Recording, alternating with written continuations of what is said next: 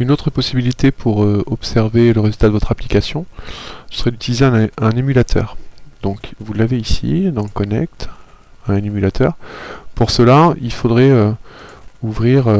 il faudrait avoir téléchargé et installé AI Starter.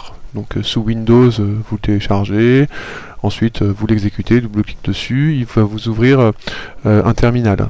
Je suis sous Linux, j'ai pas fait de lanceur, donc effectivement j'ai pas mon lanceur de près, mais ça va faire après la même chose. Je lance, voilà ici, il ouvre ici une adresse en local et il écoute sur un port.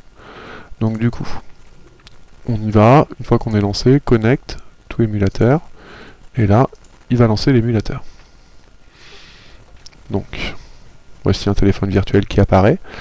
Alors, ça peut prendre pas mal de temps, surtout les premières fois où vous le lancez, puisqu'il va sûrement faire une mise à jour de l'émulateur. Lisez bien tout ce qui vous est donné, puisqu'il faut appuyer à un moment donné sur Done et non pas sur Open. On ne touche à rien, moi je le laisse lancer comme ça, je me balade pas dans le téléphone, il va lancer l'application tout seul. De plus, l'application va se mettre à jour au fur et à mesure. Donc comme ça peut être un petit peu long, de l'ordre d'une minute, puisque j'ai déjà fait la mise à jour moi, je vais faire une pause. Et donc ici, je pense que ça va se lancer. Voilà, ça a pris une minute, sachant que j'avais déjà fait la mise à jour.